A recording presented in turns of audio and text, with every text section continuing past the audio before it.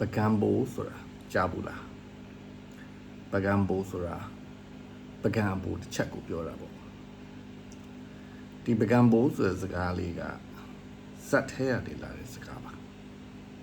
ဇတ်တပင်လောကမှာစကားကြီးနဲ့စီးပြီးတော့တစ်မျိုးဝင်တစ်မျိုးထွက်ဇတ်တွေလှဲ့လေကပြကြတဲ့အခါဇတ်ဖွဲ့ရချက်ပြုတ်ကျွေးမွေးတဲ့အဖွဲရနေပြီးတော့ဒါထမင်းဟင်းတွေချက်ပြီးတော့ဇတ်သူဇတ်သားတွေကိုကျွေးကြမွေးကြပါလေအဲ့လိုကျွေးကြမွေးကြတဲ့အခါမှာအပြင်ရလို့မဟုတ်ဘူး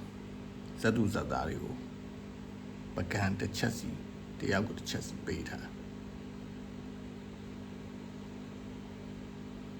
ဇာပွဲမှာတာဝန်ရှိတဲ့သူတွေအိုင်းဟာပကံတစ်ချက်စီရထားတယ်ပေါ့ဗျာအဲ့တော့သူ့တာဝန်နဲ့သူစဇက်ထဲမှာအလုပ်လုပ်ဇက်ထဲမှာကြားရတာဝန်ကနေထမ်းဆောင်နေတဲ့အချိန်မှာဇက်နဲ့တော့လိုက်တယ်ဘာလုပ်မှမလုပ်ဘူးဘာတာဝန်မှလည်းဟုတ်ဒီပတ်ဒီမထမ်းဆောင်နိုင်ဘူးအလကားလူပေါ့အပိုလူဖြစ်နေ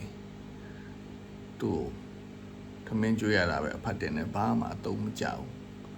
ပကံဘိုးလို့ခေါ်တာပါပကံအပိုးတစ်ချက်လို့ခေါ်တာပေါ့ဗျာနိုင်ဘိုးနိုင်ပေါင်းနဲ့ခေါ်တယ်ပေါ့ဗျာဒီလိုပါပဲကျွန်တော်လုပ်ငန်းခွင်တွေထဲမှာလည်းပကံဘိုးတွေရှိတယ်ဘယ်နာမှဘာမှသုံးလို့မရဘူး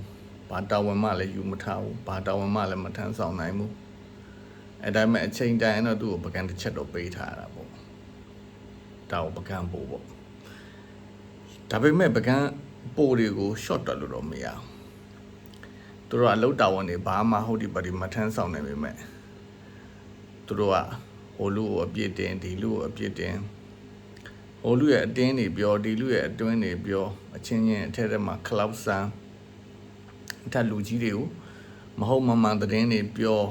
မဟုတ်မမှန်သတင်းတွေပို့ဂုံချောဒီလိုမျိုးနေပြီးတော့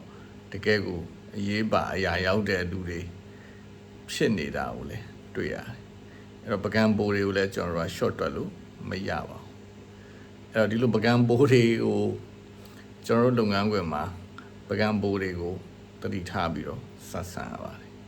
အဲ့တော့ပကံပိုးတွေကလည်းပကံပိုးတွေရဲ့တန်ဖိုးပေါ့ဗျာအလုပ်မှာတုံးမရပါမယ်သူတို့ဘဝတော်တော်သူတို့ဟာ